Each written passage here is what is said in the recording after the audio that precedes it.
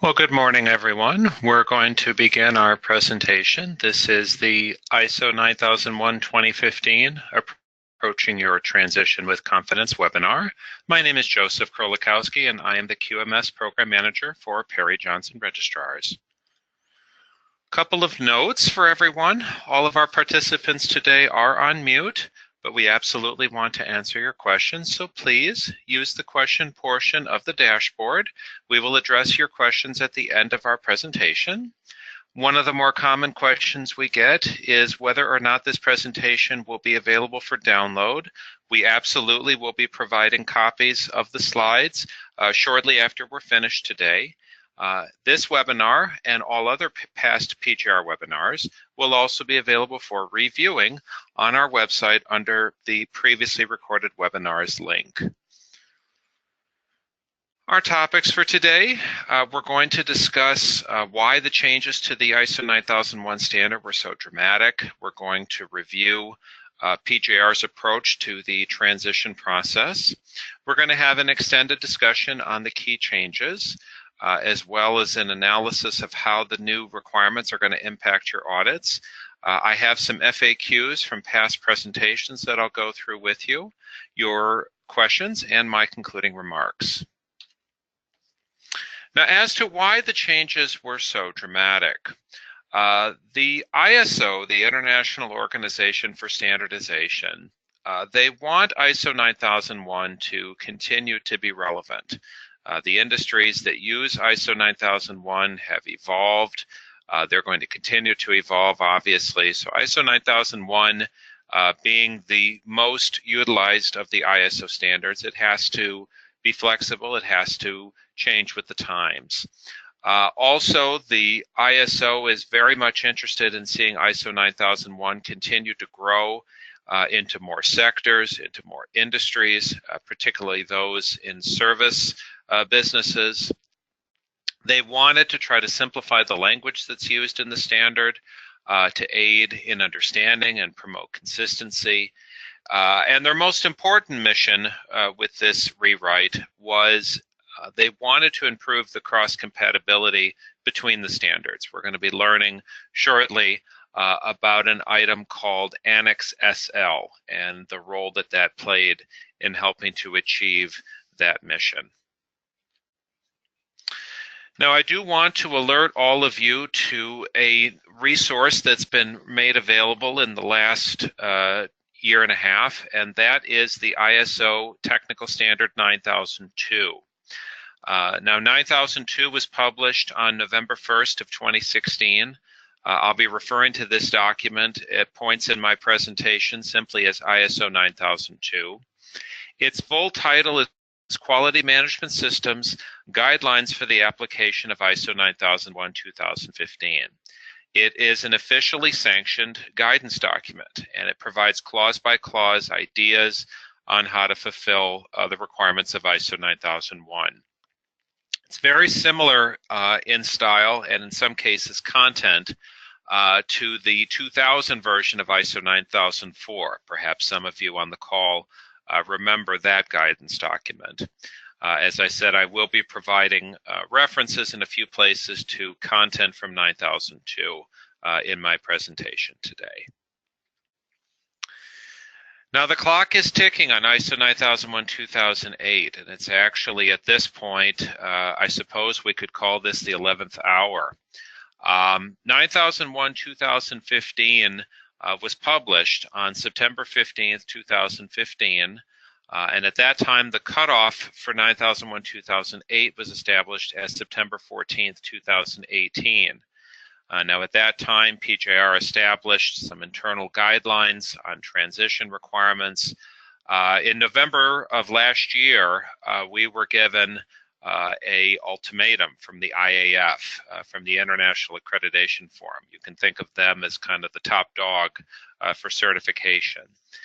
They issued an official proclamation that any ISO 9001 audit performed after March 15th of 2018 has to be done to the 2015 revision. So this means we have less than 2 months left for auditing ISO 9001-2008. It is just about to be put out to pasture. So as to how the transition audit will be handled, we have all along tried to be as flexible as we can possibly be with our clients. We do offer transition at any stage. The preferred transition, of course, is to time it to your recertification audit. Now, at this point, with only a few months left, if you happen to have a recertification audit scheduled between now and September, I assure you it'll be to the 2015 version of the standard. We are, of course, also offering transitioning as part of an annual surveillance audit. And technically, we're still offering it as part of 2 consecutive semi-annual surveillance audits, although at this point, the door is just about closed on that option as well. Now, in both cases where we are transitioning as part of a surveillance audit, this does require a small bit of additional audit time to account for the new requirements. Additionally, if you transition over a surveillance audit, please recognize that you'll be getting a revised certificate, not a new certificate. I'd actually like to go over that aspect of it on the next slide. So let's say that you went through a recertification audit to ISO 9001-2008 in January of last year. You would have received a certificate with a C2017 prefix. Issue will say January 15th, 2017. Expiry, September 14th, 2018. Now that date, of course, was mandatory due to the cutoff for ISO 9001 set by the ISO itself. Now, if you were to complete a successful transition early this year, you would then get a revised certificate. Now, you'll note that the certificate prefix and number are the same, but now that certificate bears a -R1 for revision 1. The issue date, you'll note, is the same, 1/15/17, but now the certificate has a revision date to 1/18, and the expiry date has been moved out to 1/14/2020.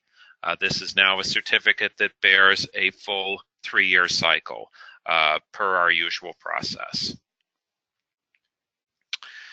Now, as to the additional amount of time needed if you are transitioning over a surveillance audit, we did prepare an internal grid for this purpose, and the measure of detail therein is considered confidential, but I can confirm a couple of key details.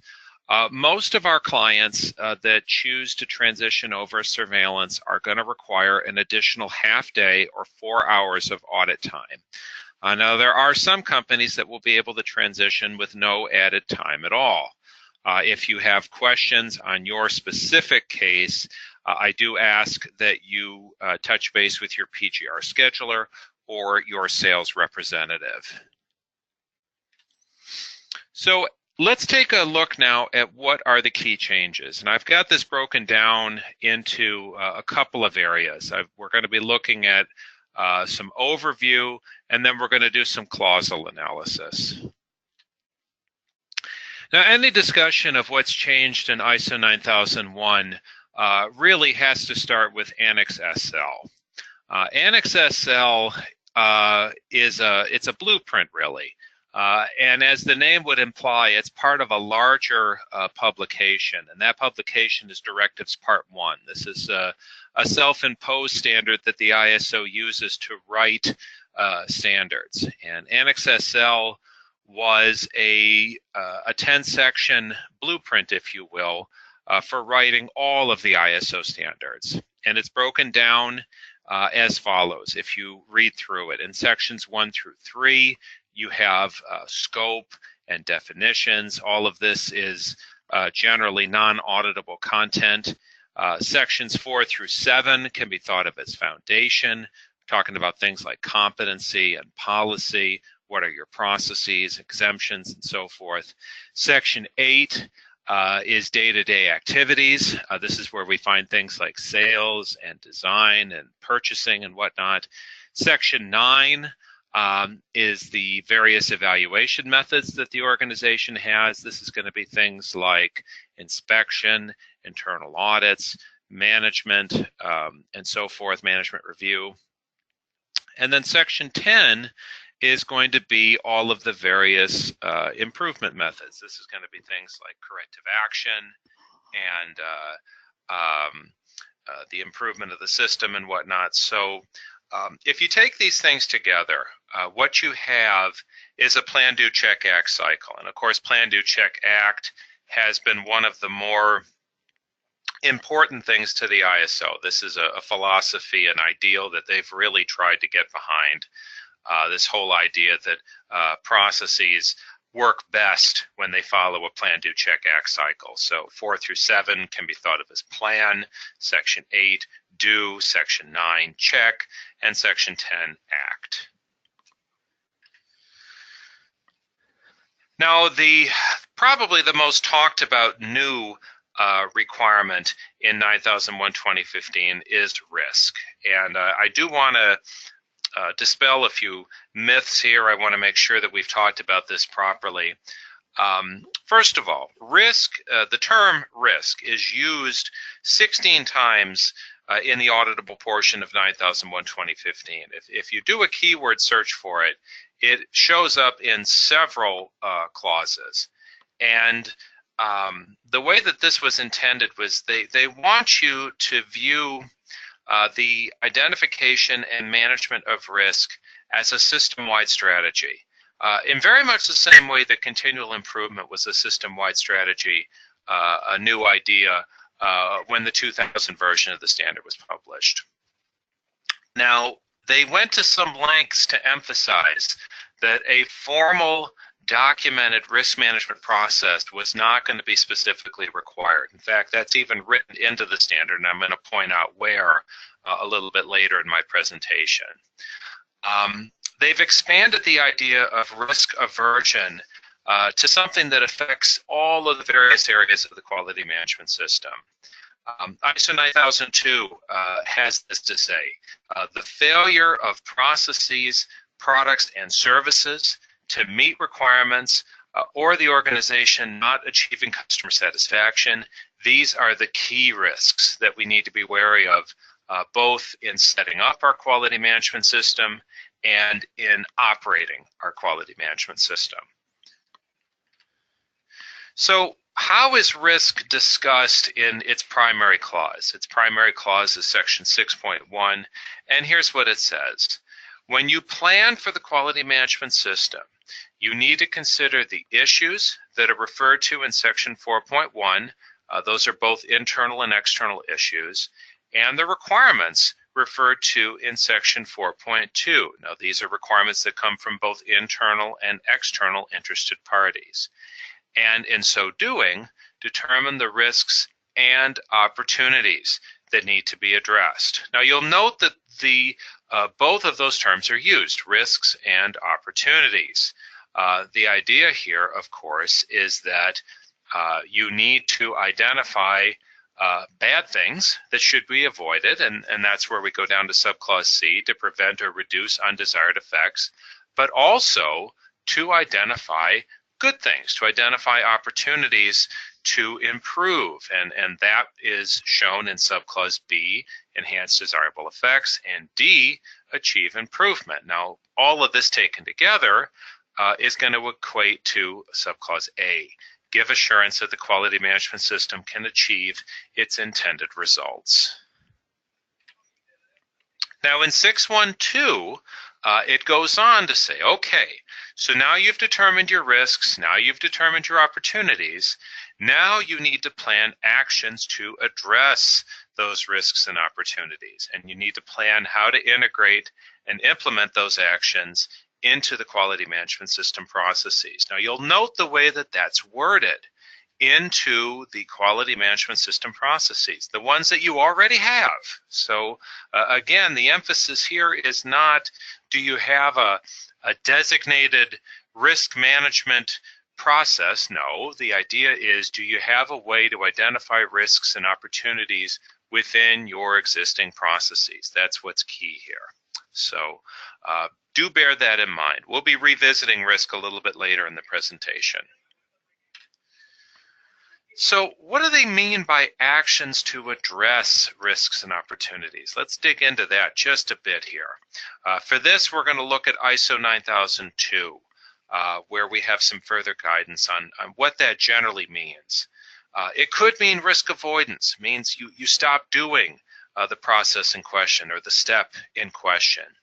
It could mean risk limitation. Could mean establishing procedures or work instructions to assist personnel and therefore reduce the risk. It could also mean risk sharing. This could be things like working with your customers or agreeing on advanced bulk purchasing of raw materials. So these are some of the examples of actions to address risks and opportunities.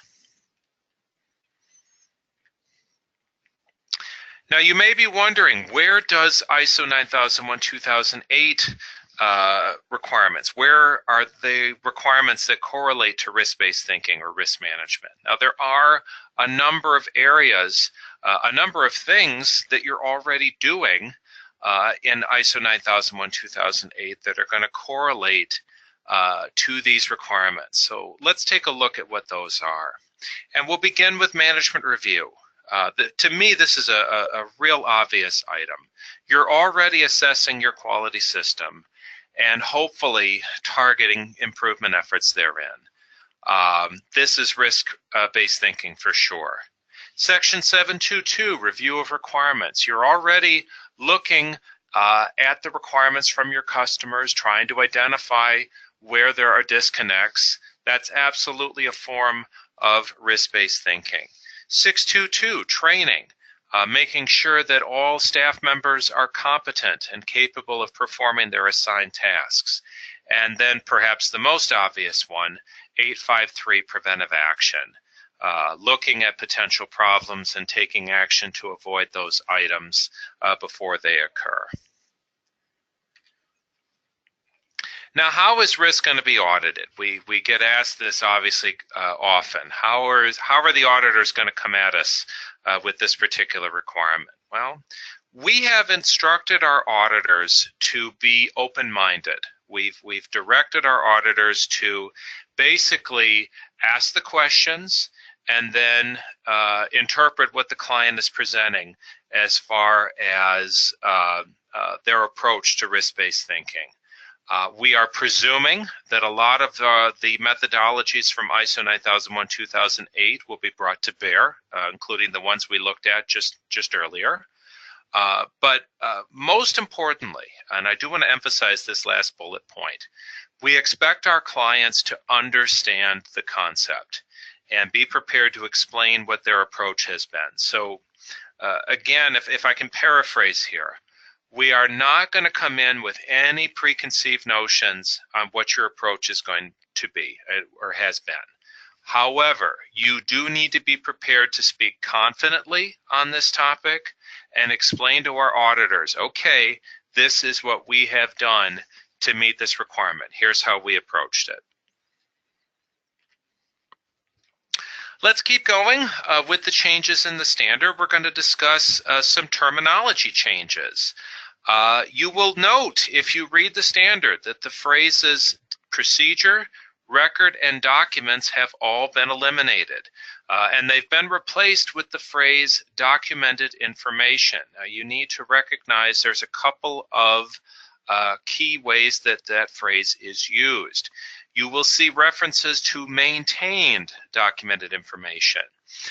These should be generally understood as a replacement for the term document. Now, there are no procedural or quality manual requirements, but there are a handful of document requirements. One good example is in section 4.3, where it is required that the scope of the quality management system be documented, that it be maintained as documented information. Now, any phrase that is reading as retained documented information, this should be understood as a record requirement. And there are numbers of these, obviously. One good example is in section 933, which requires that records of management review be retained as documented information. All references to product now have been expanded to read as products and services. Again, the idea is that this be a more inclusive standard, and this was another step that was taken along those lines. Management responsibility has become leadership. This is pushing the idea that management leads by example and involvement rather than simply directing that activities be performed. Continual improvement has evolved into a larger section, now simply referred to as improvement. This is obviously part of the idea that continual improvement is one form of improvement. Others are going to include things like breakthroughs and reactive changes and reorganizations and so forth. Suppliers are now referred to as external providers. This is intended to be a more inclusive term as well. In Annex A, subclause 8, you'll note that external providers are referred to as including outside suppliers, associate companies, and outsourcing. In ISO 9002, it also mentions corporate headquarters as an example of an external provider. So again, this is intended to be a more inclusive term, and it's intended to put all the requirements in one place, in one section. As I mentioned earlier, ISO 9001:2015 does not specifically require the company to maintain a quality manual, any procedures, and no work instructions. So we've had a lot of questions about this. Do we throw out our manuals? Do we need them anymore? If we have them, what does that mean? So a couple of things to bear in mind. Remember that this is a standard that is rooted in processes, and we understand, in fact, we expect that there are a lot of ways to control a process. Procedures are one approach. They are not the only approach. So again, this is all about being open-minded as auditors. So if we go into an organization and we are told that there are no procedures, okay, fine. How do you control your processes then? However, let me hasten to add, it is important to remember that if you choose to maintain a procedure for one activity or another, so let's say you decide you're going to have a procedure for internal auditing, or you're going to have a procedure for your sales process, anything that you maintain as a procedure is admissible as audit criteria. So in other words, if you have the procedure, you have to follow it, because our auditors are still permitted to sample that procedure to see if it is being followed. The term management representative has been eliminated. This is an interesting change, and it actually goes back to a key idea that's been raised in Section 5 about the role of leadership. We'll be digging into this further a little bit later in the presentation, but I'll say briefly that you will still be permitted to have a named management representative within your quality system. It's not expressly forbidden. The emphasis here is that the leadership team, the leadership of the organization, is going to be primarily responsible for the maintaining of the system, the running of the system, and taking care of all of the various requirements therein. So again, we'll circle back to this very shortly.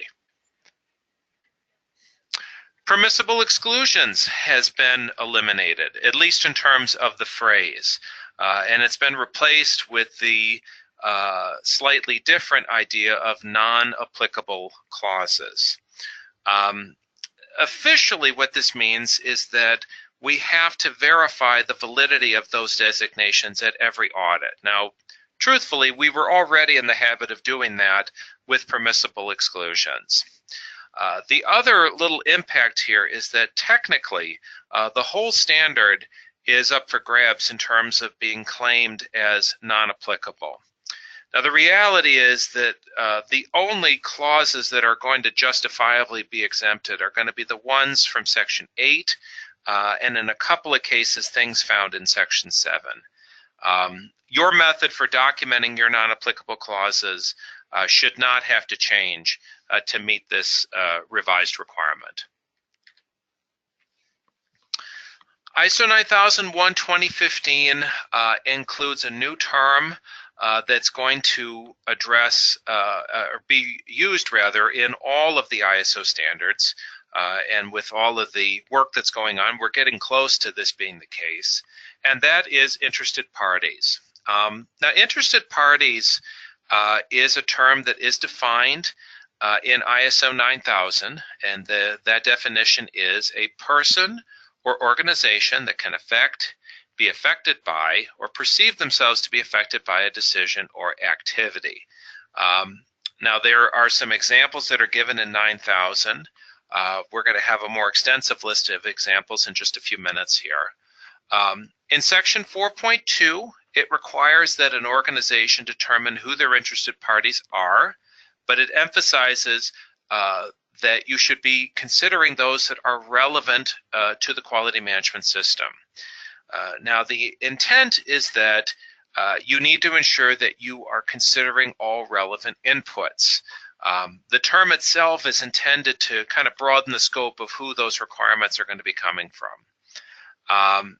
Now, in practice, this isn't going to require a great deal of additional implementation on your part. You should already be ensuring that you're cognizant of applicable requirements. That's just good business. Now, with that, I'd like to shift gears a little bit and share with you some training that was provided to our auditing team.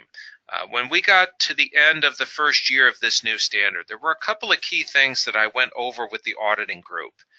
And one of those areas was the whole idea of interested parties. So let me share with you the guidance that was given to our auditing group at that time.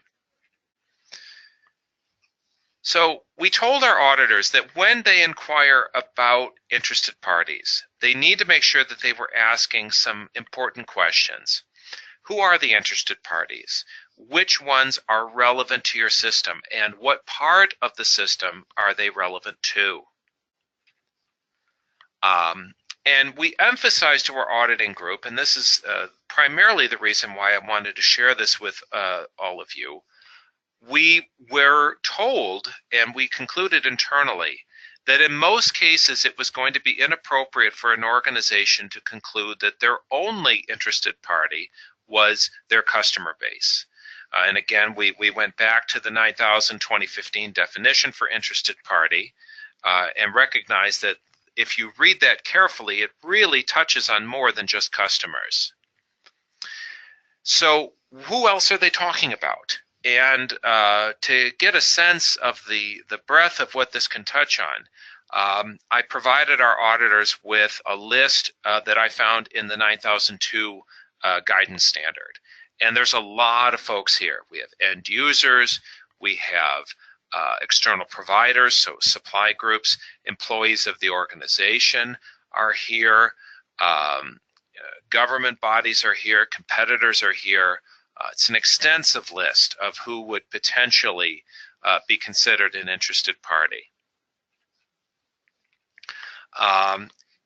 We even told our auditors, okay, where would you go looking to see that the organization is looking at interested party requirements? What are some of the activities that are going to provide interested party feedback? Well, a number of things.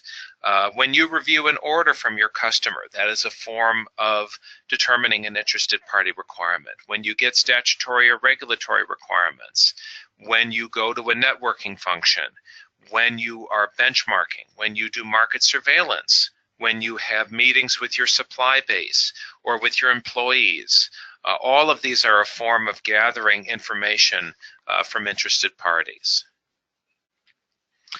We told our auditors that if the auditee says customers only, and they're firm on this, that the customers are the only relevant interested party, we informed our auditors that they need to dig in and say, okay, how did you come to this conclusion? What was the analysis that you did to arrive at that conclusion? Now, if there is no evidence provided of a structured analysis, we told our auditors, well, it's probable that that process was flawed, and as such, a nonconformance could potentially be issued. And we even cited the two clauses in play for interested parties, and that was section 4.2, and then within management review, section 932, subclause C1. That particular clause requires that interested party feedback be discussed within management review. Okay, we're going to shift gears now and take a look clause by clause at how these new requirements are going to impact your audits. And again, in a couple of places, I've got some content from 9002 that's going to help illustrate some of these points. So again, the auditable portion of the standard begins in section 4. And right off the bat, we start with section 4.1. Has the organization implemented a process to determine, monitor, and review external and internal issues relevant to its purpose and strategic direction? Now, I want to start by pointing out the phrase strategic direction. That's a semi-key term. We're actually going to circle back to it in just a couple of slides to give it some explanation. For this slide, I want to hone in on external and internal issues and what they're going for with that, and recognize that this is a big picture item, knowing what are the issues of the quality management system. And there's a lot of ways that we can audit this. Primarily, we audit this by way of interviewing the leadership team. And that's an activity that, again, I'll be cycling back to in just a few minutes. So what does 9002 say about external and internal issues? Well, it talks about a couple of key things. It mentions that your internal issues could include your overall performance, your resource needs, your competency needs, your operational performance. And external issues could include things like economic issues, social issues, market issues. And again, the idea is not that you have a long list of each one, but that you are cognizant of these things and cognizant of how they're going to impact your quality management system. Now in 4.2, we have a sister clause really to 4.1. And that is where we talk about interested parties. Have you determined who the interested parties are, and do you have a process to monitor and review information about them and identify what their requirements are? So again, our primary audit approach here is going to be interview and discussion. But again, recognize that this is an overall concept. It's something that touches in a lot of areas of your system. 4.3, we talk about scope. Is the scope statement appropriate? Is it accurate? Does it reflect internal, external issues, internal, external interested parties, what your products are, what your services are? For this, we've added a question to our audit report. We were already in the habit of documenting the scope on every audit. We've now simply added the layer of assessing the adequacy of the scope. 4.3 is also where we have the non-applicable clauses requirement. As I mentioned earlier, in practice, this has not changed a great deal. You can certainly continue to document your non-applicable clauses as you did before with permissible exclusions. Has management demonstrated that it is accountable for the effectiveness of the system?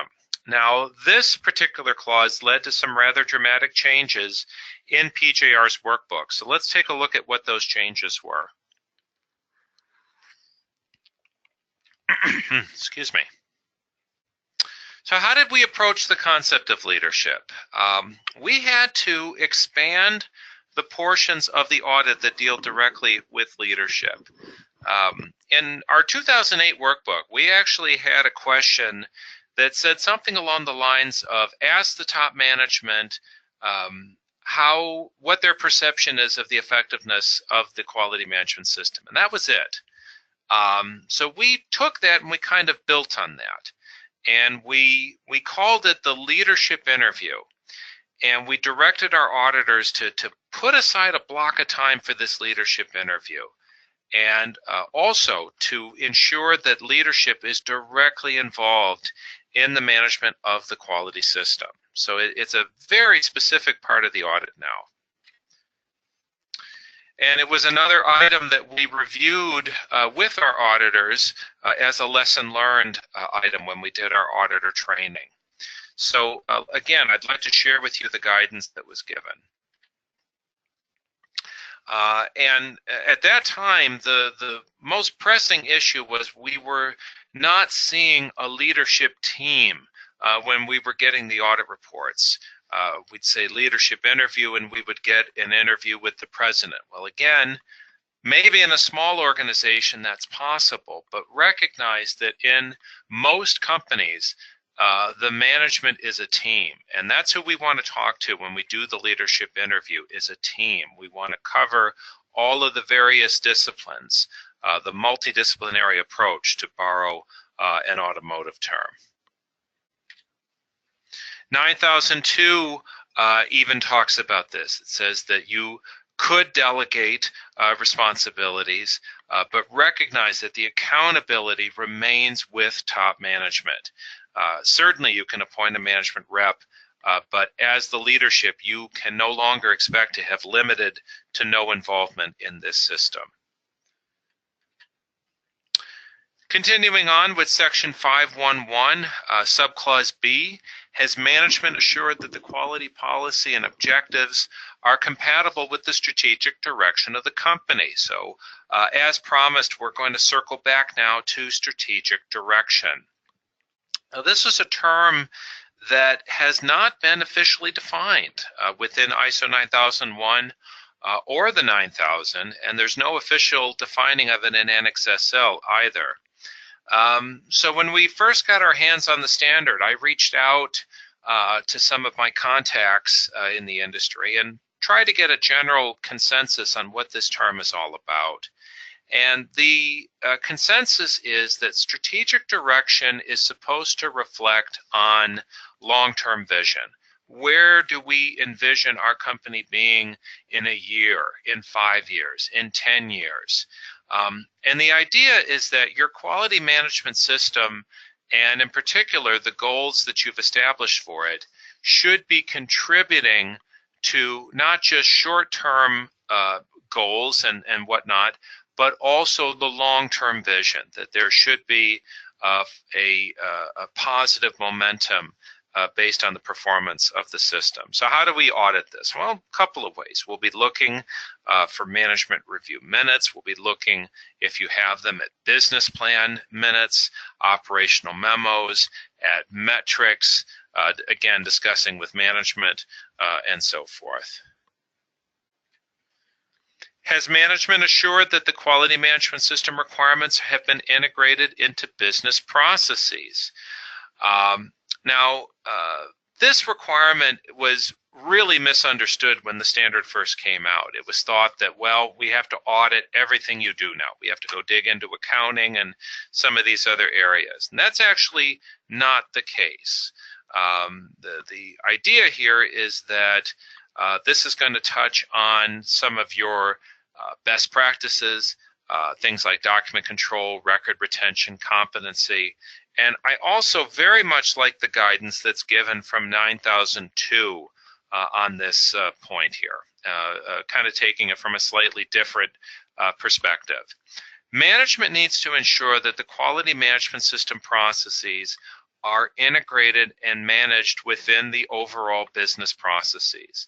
In other words, that 9001 is not just something you do every other Thursday and then do for 2 weeks before audit day. It's not supposed to be an add-on. It's not supposed to conflict with your regular business processes. That's kind of the key takeaway, at least from the perspective of 9002 for this particular requirement. Moving on to section 5.2, has the organization ensured that the quality policy is available to all relevant interested parties, kind of expanding on the idea that every employee needs to be familiar with the quality policy, making it generally available to all interested parties. 9002 even says that this can be as simple as saying it's available upon request. Has management taken on the responsibility for the management of the system? So again, the idea here is not do we have a management rep, but is leadership leading? And certainly things can be delegated, but remember the whole idea of who's accountable. Has management established a means to monitor if processes are delivering intended outputs? This has been most closely aligned with KPIs or objectives. And again, our audit methodology on this is unchanged. Section 6 for risks, we talked about this a little bit earlier. Again, the whole idea that we don't have preconceived notions. We come from a very open perspective, but again, as the auditee, it's our expectation that you have a firm grasp on what this requirement is all about and how it's been approached in your quality system. That applies for section 612 as well. The whole idea that you determine for yourself how this process works, how this requirement works rather within your quality system. Looking then at section 6.2, we've got a little bit of tweaking to the quality objectives requirement. Are quality objectives relevant to the conformity of products, and do they enhance customer satisfaction? Now, we have a number of clients that have objectives that get into some different areas. Some of them touch on things like profitability. Some of them touch on things like safety. These are all perfectly acceptable things to have objectives for. What the standard is saying here is that if you choose to have those kinds of non-traditional objectives, that's fine, but make sure that you also have objectives that meet these kind of criteria, that they are relevant to customer satisfaction and relevant to conformity of products. Your methods for documenting objectives obviously can remain unchanged, and our methodology for auditing this area is also unchanged. In 6.2.2, we have, again, a requirement that pertains to objectives, and this particular idea really was what was implied all along in 9001-2008. The whole idea that objectives shouldn't just exist in the cloud. We need to know who's responsible. We need to know that resources have been assigned, have a timeline, have a method for evaluation, and so forth. With that, we go to section 7, and the primary new item in section 7 is organizational knowledge. And organizational knowledge can be thought of as having kind of a three-part impact. Organizational knowledge is knowledge that is gained through experience. I'm sure all of us on the call today have at least one person in your organization that you would really be in a bad place if that person was no longer able to come in. And the standard recognizes that. This is not an uncommon phenomena for us to have a highly critical employee within the organization. So what the standard says is, okay, where this is the case, you need to have a way to retain that knowledge as best you can. So this is going to include things like work instructions, production controls, training methods, and so forth. Organizational knowledge also touches on the whole idea that you need to learn from past mistakes. You need to improve your processes based on things that occur. So customer complaints, production planning, corrective action, these are all going to be areas that auditors will look at to see, okay, do you learn when things don't go quite the way they're supposed to? Now, 716 also talks about looking forward, looking ahead, looking at your changing needs, changing trends. Can you look at these things and say, okay, my competency base is ready for what's coming or not ready for what's coming? And again, our methodologies on auditing this are going to vary depending on how you've approached competency in the first place. But like so much else in this standard, we're going to kind of come at you from a perspective of, okay, how have you approached this? What has been your methodology to meet this requirement? Now, 9002 does have a couple of items in it that pertain to organizational knowledge. And I just wanted to put these up here for everyone to be aware that this is official guidance on how you can meet this requirement. You know, they talk about succession planning.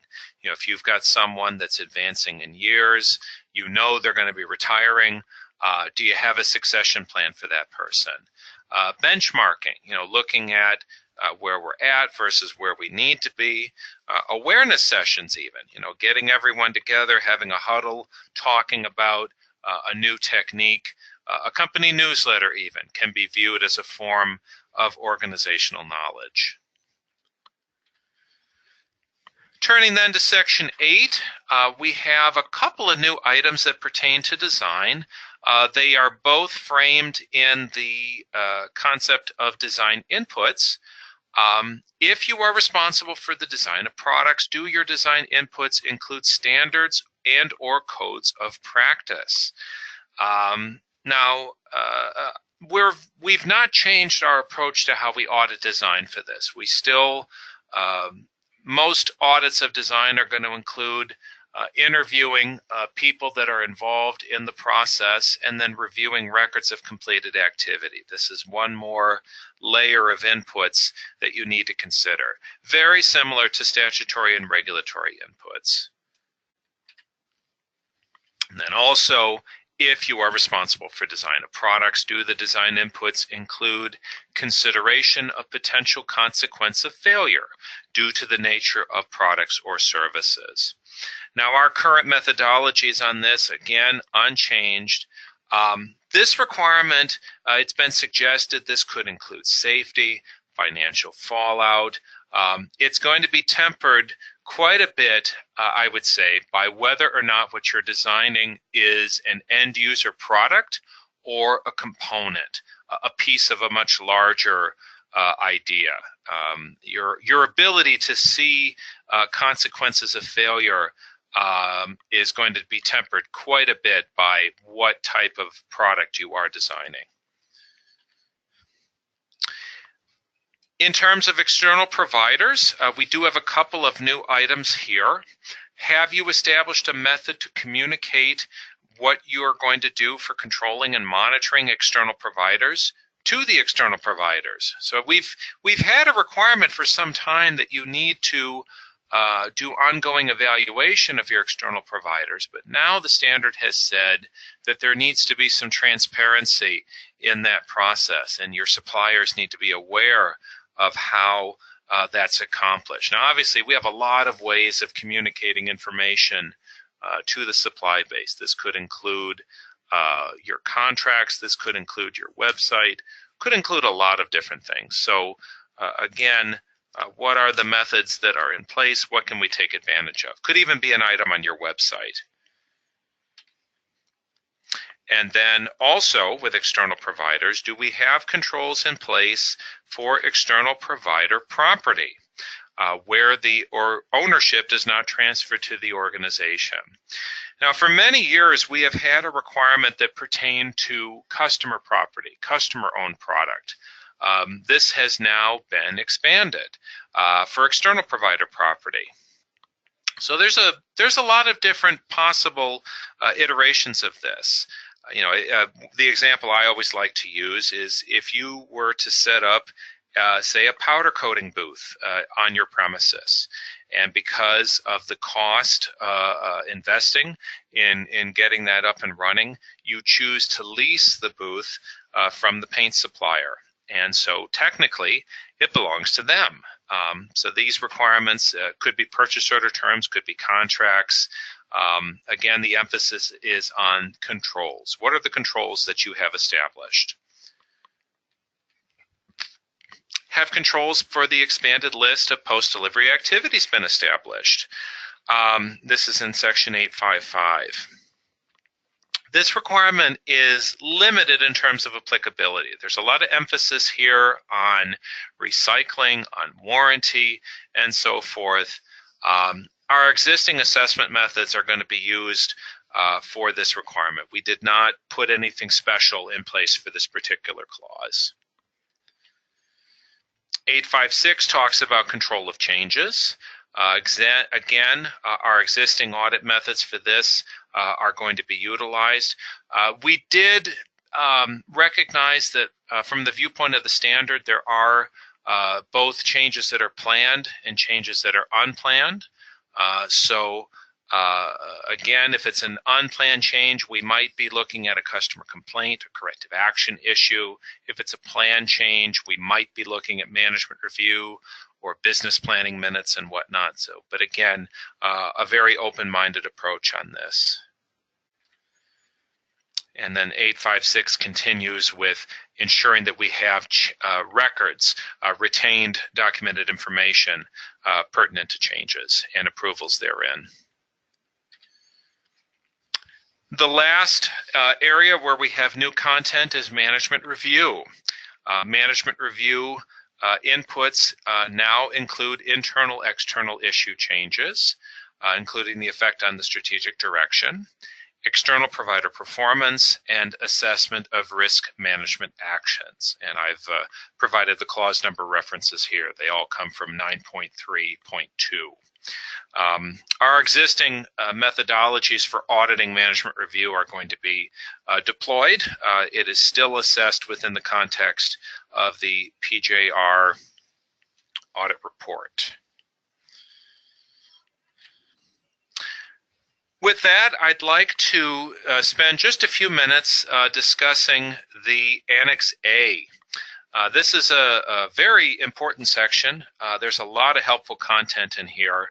And it's important to just kind of recognize that they wrote this into the standard itself. All of this was considered sufficiently important that it was written right into the standard. So Annex A1, structure and terminology. This is an enforcement of the doctrine that you do not have to align your documentation to match 9001:2015. And you don't have to use the specific terms. So, for example, if you want to keep referring to them as suppliers, do so. You don't have to suddenly start calling them external providers. You know, this is still your system. You don't have to align it with 2015. Annex A2, products and services. This is a more full explanation of what they were going for with changing references from product to read products and services. Annex A3, needs and expectations of interested parties. We used some of that in our earlier discussion of interested parties. Annex A4, risk-based thinking. This is an extensive section, and it assists in having a more full and formal understanding of the concept, and it emphasizes that there is no requirement for a formal structure or process for risk management. It's written right into the standard in section A4. Annex A5 discusses the logic for removing exclusions and the new concept of non-applicable clauses. A6 we looked at a little bit earlier, the new term documented information and the removal of the terms procedure, record, and document. A7, we looked at this earlier as well, the organizational knowledge requirement, kind of an examination of the challenges that an organization would face from the loss of a key employee. And then Annex A8, externally provided products and services. what are external providers? Who does that term apply to? And with that, we will turn our attention to some FAQs that we've had in the past. If you have a question, perhaps we're going to answer it here. Will our staff have to complete transition training? This is going to depend greatly on the extent of revisions that you intend to make to your quality management system. But generally, you should at minimum be providing awareness training, that there is a new standard and that the management team has assessed the impact of the new standard on the various processes and personnel. Now, it's entirely conceivable that the majority of your staff will feel no effect from your transition to 2015. What about internal auditors? Do they have to complete transitional training? Well, recognize that internal auditing is viewed as another competency within your system. You know, all of the things that your employees do day to day, these are all competencies. And internal auditing is no different from anything else they have to do.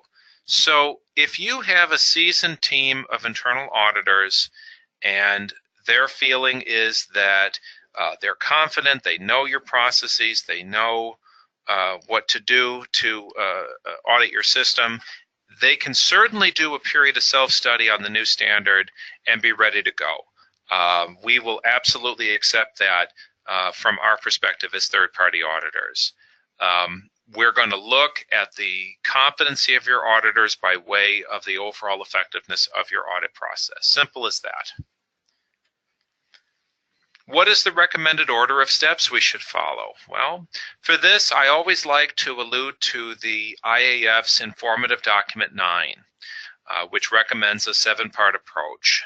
Step 1, buy the standard. Get a copy of 9001:2015 and review the standard as a management team to identify the gaps that need to be addressed. Write up a plan of implementation and assign responsibilities therein. Update your documents to reflect any new or revised processes. Conduct awareness and transition training. Complete a full system internal audit followed by a management review meeting. Implement corrective actions for all internal audit findings, and then finally coordinate with PJR for your official transition arrangements. This is definitely an exciting time for quality system certification. 9001:2015 is a beneficial update to a standard with a long track record of contribution to the world. We are confident that for the vast majority of our clients, this transition will proceed with minimal difference from past assessments, and that this new standard comes with a whole host of benefits. We are ready to ensure that your organization has a smooth transition to ISO 9001:2015. I'd like to invite you to visit our website at www.pjr.com. We do have a wealth of resources on 9001:2015 and other topics. Specifically, we have 2 reports that we feel will be very beneficial to you. These include a side-by-side comparison between ISO 9001:2008 and ISO 9001:2015. We also have an FAQ report highlighting key questions and answers. If you'd like to be kept informed of the latest news automatically, if you go to our website at the bottom of the home page, if you input your email address and click subscribe, you'll be automatically inputted into our mailer system and receive automatic updates on standards, new webinars, and other points of information. I do thank you for your time. A couple of reminders. Copies of our presentation slides will be available shortly.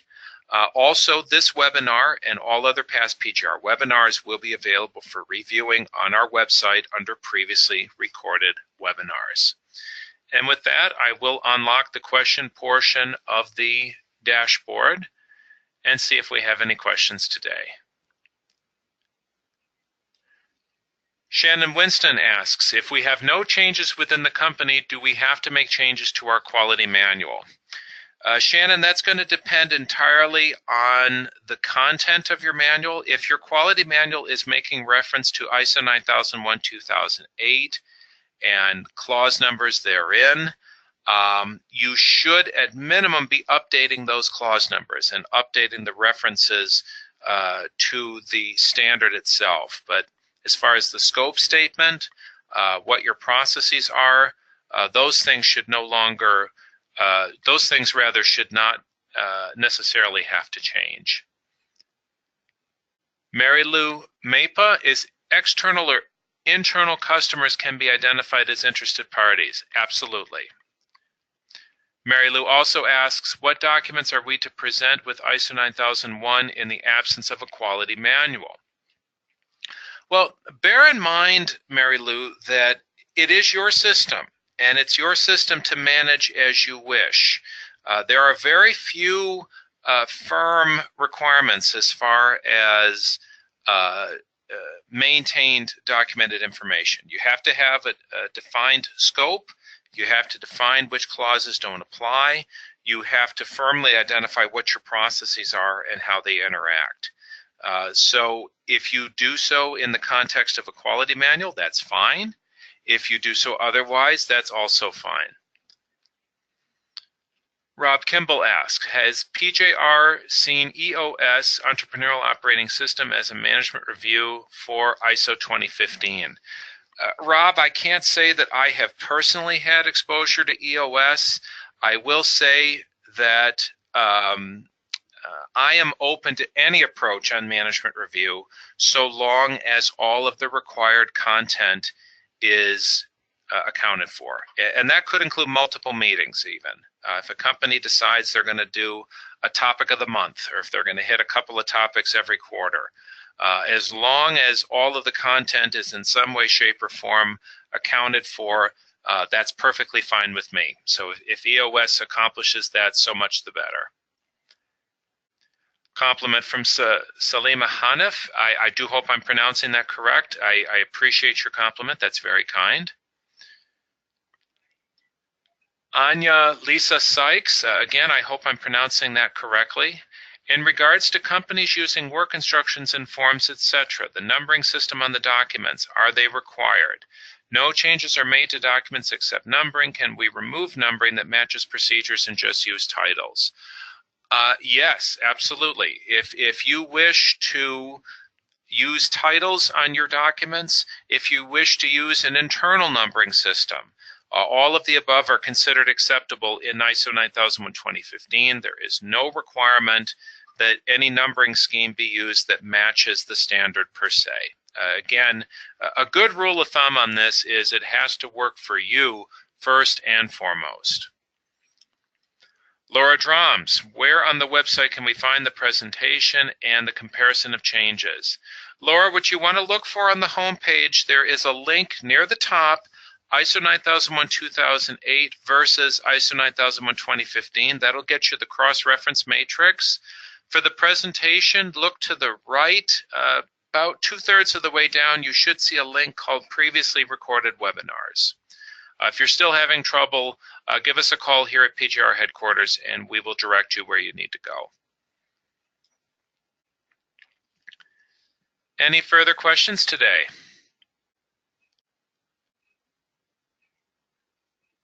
Okay, a clarifying comment from Anya. It sounds like what you've got put in place is going to work for you. I'm glad to hear that.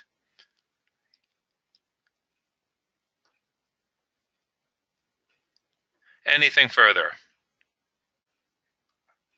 You're quite welcome. Okay, that is our time. Hope everyone has a good day and stay warm. Thank you.